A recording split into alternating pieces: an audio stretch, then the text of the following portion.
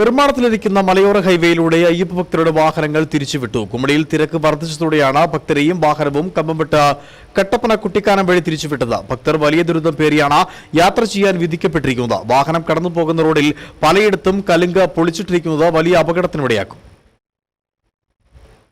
ശബരിമല ദർശനത്തിന് പോകുന്ന ഭക്തർ മലകയറ്റം കഠിനമെന്റെ അയ്യപ്പ എന്ന് ശരണം വിളിക്കാറുണ്ട്. എന്നാൽ ഇപ്പോൾ കട്ടപ്പന ചപ്പാത്തും മലയോര ഹൈവേയിലൂടെയുള്ള യാത്ര കഠിനമെന്റെ അയ്യപ്പ എന്നാണ് പറയുന്നത്. ശബരിമല ഭക്തരുടെ വാഹനങ്ങൾ കഴിഞ്ഞ ദിവസമാണ് കട്ടപ്പന കുട്ടിക്കാനം റൂട്ടിലൂടെ തിരിച്ചുവിട്ടത്. റോഡിൽ വേണ്ട ഒരു സൗകര്യവുമില്ല. കാഞ്ചാർ മുതൽ ചപ്പാത്ത് വരെ ഭാഗികമായി മാത്രമാണ് റോഡ് പണി തീർന്നിരിക്കുന്നത്. പല സ്ഥലങ്ങളിലും കലുങ്ക് പൊളിച്ചിട്ടിരിക്കുന്നതിനാൽ ഇതുവഴിയുള്ള യാത്ര ദുഷ്കരമാണ്. ഭക്തരുടെ വാഹനം റോഡിലെ കുഴിയിൽ വീണ് കേടുപാട് സംഭവിക്കുന്നതും നിത്യ സംഭവമായി മാറിയിരിക്കുന്നു. ഈ റോഡ് നിർമ്മാണം ആരംഭിച്ച ശേഷം കടന്നു വന്നത് മൂന്നാമത്തെ സീസണാണിത്. കഴിഞ്ഞ വർഷത്തെക്കാൾ ദുഷ്കരമായി തീർന്നിരിക്കുകയാണ് റോഡ്.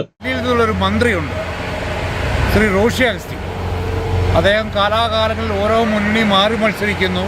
പക്ഷേ അയ്യപ്പന്മാർക്ക് വേണ്ടി അല്ലെങ്കിൽ അയ്യപ്പ ഭക്തന്മാർക്ക് വേണ്ടി എന്ത് ചെയ്തു എന്നുള്ളത് അദ്ദേഹം ഒന്ന് ചിന്തിക്കേണ്ടതാണ്.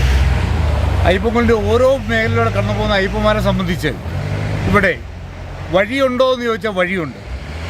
കാലാനുസൃതമായി പണികൾ പൂർത്തിയാക്കേണ്ട ആണ് കുട്ടിക്കാനം കട്ടപ്പന ഹൈവേ. എന്ത് സംഭവിച്ചു എന്ന് അദ്ദേഹം പ്രതിദാനം ചെയ്യുന്ന സർക്കാരും ആലോചിക്കേണ്ടതാണ്. ഇവിടെ ബഹുമാനായ ശ്രീ പിണറായി സർക്കാരിൻ്റെ ഗവൺമെൻറ്റുണ്ട്. എന്ത് ചെയ്തു അയ്യപ്പന്മാർക്ക് എന്നുള്ളത് ഒരു ചോദ്യചിഹ്നമായി നിൽക്കുകയാണ്.